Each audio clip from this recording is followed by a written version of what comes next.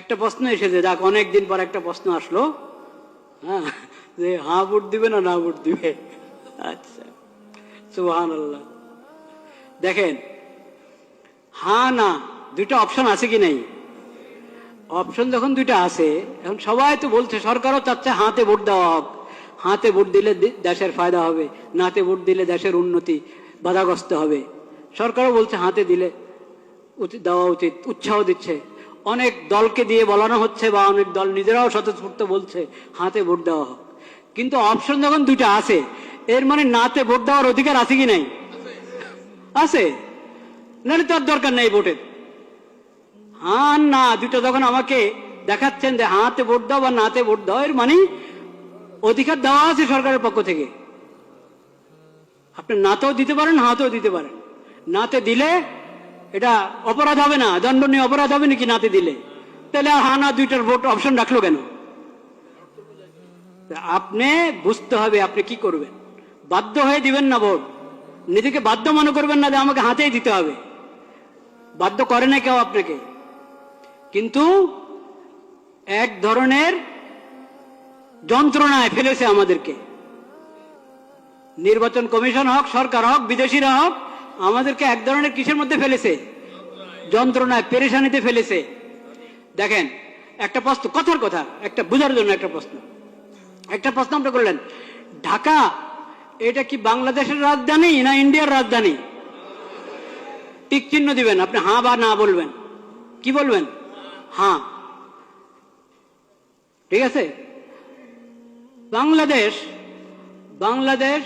ইন্ডিয়ার রাজধানী, হ্যাঁ বা না, কি বলবেন? না। এখন আপনাকে প্রশ্ন করে, ঢাকা দিল্লি এটা বাংলাদেশের রাজধানী না, কি বলবেন? ঢাকা এবং দিল্লি বাংলাদেশের রাজধানী, দিল্লি এবং ঢাকা ইন্ডিয়ার রাজধানী। কি বলবেন আপনি কোন? তো এখানে যে এরকম করে রেখেছে 5-6টা জিনিস, আপনি হ্যাঁ বললে সবগুলোকে হ্যাঁ বলবেন, না বললে সবগুলো কি বলবেন?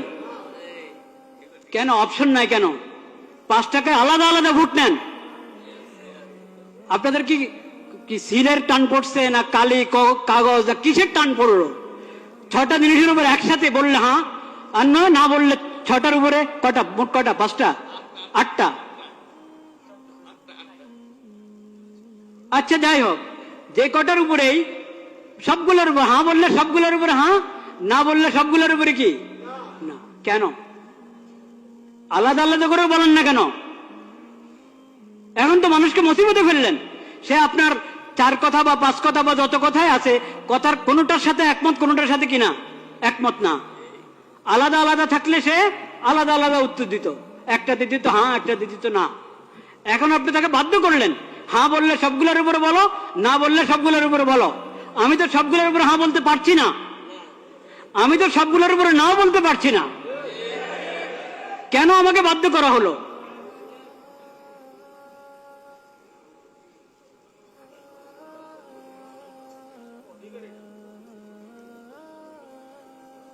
একটা পেরেশানি, একটা যন্ত্রের মধ্যে ফেলা হলো জাতিকে। ভোট দিলে সবগুলোর উপরে হ্যাঁ বলো, আর না বলতে হলে সবগুলোর উপরে না বলো। কিন্তু আপনারা ভয় পাবেন না, হার মধ্যে যেহেতু অনেক অন্যায় কথা আছে, আপনি বুঝে শুনে ভোট দেন। এই কথা কখনো ভাববেন না, এসব প্রতারণাতে আসবেন না যে নাতে ভোট দিলে দেশের উন্নতি রুখে যাবে, দেশের উন্নতি বাধাগ্রস্ত হবে, কখনো না। দেশের কিসমত যদি ভালো হয়, জনগণের কিসমত যদি ভালো হয়, শাসকদের যদি নিয়ত ভালো হয়, তাহলে না ভোট, সবাই নার মধ্যে ভোট দিলেও দেশের উন্নতি চলতে থাকবে ইনশাআল্লাহ। আর যদি নিয়ত ভালো না থাকে, কিসমতও ভালো না, নিয়তও ভালো না, এমন যদি হয়, তো সবাই হাতে ভোট দাও, কাজ হবে না, কাজ হবে না।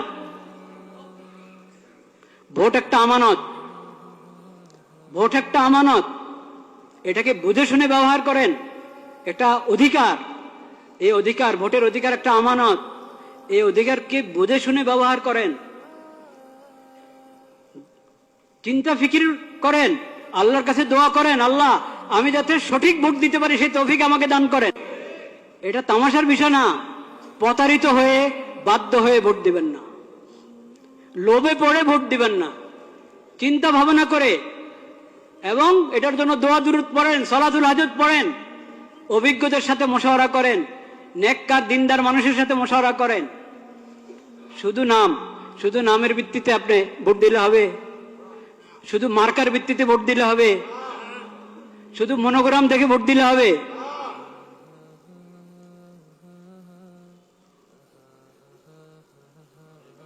এটা হবে না। চিন্তা ভাবনা করতে হবে। শুধু নাম দিয়ে প্রতারিত হবেন না। ইসলামের নাম ব্যবহার করা হচ্ছে, অনেক দলে ইসলামের নাম ব্যবহার করেছে।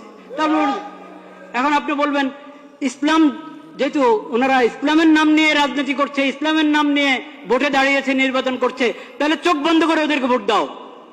এই কথা বলার সুযোগ নাই, এই কথা বলার সুযোগ নাই। কারণ ইসলামের নাম ব্যবহার করছি আমি, আমার দলের মধ্যে ইসলামের নাম আছে, কিন্তু ইসলাম আসলে কি আমি ইসলাম বাস্তবায়ন করার জন্য মানুষের প্রতিনিধি হতে যাচ্ছি? ভোট যে মানুষের কাছে চাচ্ছি ইসলামের প্রতিনিধিত্ব করার জন্য সংসদে গিয়ে, সেটা আমি আমার নিয়ত আছে কিনা, বা আমি পারবো কিনা, বা আমি দল হিসাবে ইসলামের সঠিক ব্যাখ্যা গ্রহণ করি কিনা, ও সবকিছু দেখার আছে। একটা ইসলামী দল তার ইশতেহার পড়ে দেখেন, সেকুলার দলের ইশতেহার যেমন হয় ওই দলের ইশতেহারও তেমন। ওই ইশতেহার তো বড় কিছু না, আসলে ইশতেহার তো আসলে বড় কিছু না যে শুধু ইশতেহার দেখেই কাউকে ভোট দেওয়া যায়।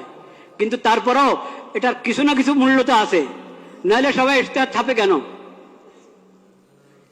তো ইশতেহার, আমি ইসলামের কথা বলি কিন্তু আমার ইশতেহার পুরা একটা সেকুলার দলের ইশতেহার মতো মনে হবে আগাগোড়া পড়লে। তো এই জন্য আমি বলছি শুধু ইসলামের নাম, এই কারণে চোখ বন্ধ করে ভোট দিবেন না। আর দলের মধ্যে ইসলামের নাম নাই, শুধু এই কারণেই তাকে বলবেন না যে এর ভোট দেওয়াই যাবে না। এখানে বিবেচনার অনেক কিছু আছে। এটা তো দুঃখের বিষয় যে আমরা, আমাদের কাছে ইসলামী খেলাফত ব্যবস্থা নাই। ইসলামী খেলাফত ব্যবস্থা কায়েম করার জন্য কেউ উঠে দাঁড়াচ্ছে না। এটা তো দুঃখের বিষয়, কষ্টের বিষয়। সেই কষ্ট তো আছে, সেই ব্যথা আছে, সেজন্য আমরা ব্যথিত। কিন্তু এখন যারা যারা এই মানবিক দেশ, নিরাপদ দেশ এবং মানবিক দেশ গড়ার জন্য যাচ্ছে, তারা মানবতা কি দিয়ে করবে, প্রতিষ্ঠা করবে? নিরাপত্তা কি দিয়ে বাস্তবায়ন করবে? মানবিক দেশ কিভাবে? মানবতা, কোন মানবতা? পশ্চিমাদের মানবতা না ইসলামী মানবতা? তো ইসলামের কথা, ইসলামী মানবতার কথা আপনি বলছেন না। ইসলামী মানবতার কথা বলছেন না। যে মানবতা ইসলাম এবং কোরআনের মাধ্যমে পাওয়া যায়, নবীজির সিরাতের মাধ্যমে পাওয়া যায়, সেটা তো আপনি বলছেন না। মানবিক বাংলাদেশ, নিরাপদ বাংলাদেশ, এটা যে কোনো সেকুলার দ্বারা বলতে পারে।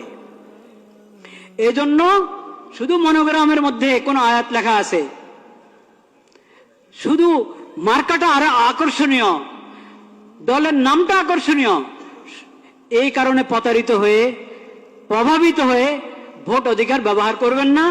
ভোট অধিকার ব্যবহার করতে হলে আপনাকে অনেক চিন্তা ভাবনা করতে হবে, অনেক দোয়া করতে হবে আল্লাহ দরবারে, আল্লাহ আমাকে সঠিক ফয়সালা করার তৌফিক দান করো। আর বিশেষভাবে আমি আগেও বলেছি এই দোয়া করেন, এবং এখনো বলছি দোয়া করেন। সেই দোয়া হলো, আল্লাহ যার অন্তরে আপনার ভয় নাই, যাদের অন্তরে আপনার ভয় নাই, আখিরাতের হিসাব দেওয়ার চিন্তা নাই, আপনার মাখলুকের প্রতি যাদের অন্তরে দয়া মায়া নাই, আল্লাহ তাদের হাতে দেশের ক্ষমতা দিয়েন না। যাদের অন্তরে আপনার ভয় আছে, আখিরাতে আপনার সামনে দাঁড়ায় হিসাব দিতে হবে, এই ফিকির যাদের মাথায় আছে, এবং আপনার মাখলুকের প্রতি, আল্লাহর বন্দাদের প্রতি যার অন্তরে দয়া মায়া আছে, ইয়া আল্লাহ তাদের হাতে আপনি ক্ষমতা দেন। এই দোয়া করতে কোনো সমস্যা আছে? কোন দলের নামে নিলাম না আমি, কারণ আমার আল্লাহ সবচেয়ে বেশি জানেন, বাস্তব কথা আল্লাহ জানেন কার হাতে ক্ষমতা গেলে তারা উম্মতের জন্য, আল্লাহর বান্দাদের জন্য, দেশের জন্য কল্যাণকামী হবে, এটা আল্লাহ সবচেয়ে কি জানেন, ভালো জানেন। আল্লাহর হাওলা করে দিলাম, আল্লাহ তাদের হাতে দেন। যারা আখিরাতমুখী, আখিরাতের ফিকির আছে, আপনার ভয় আছে তাদের অন্তরে, আপনার মাখলুকের প্রতি যাদের অন্তরে দয়া মায়া আছে তাদের হাতে ক্ষমতা দেন। যারা আপনার ভয়ও তাদের অন্তরে নাই, আখিরাতে আল্লাহ আপনার সামনে দাঁড়ায় হিসাব দিতে হবে এই ফিকিরও তাদের নাই, আপনার মাখলুকের প্রতি দয়া মায়াও নাই, হ্যাঁ, ইয়া আল্লাহ তাদেরকে আপনি ক্ষমতা দিয়েন না।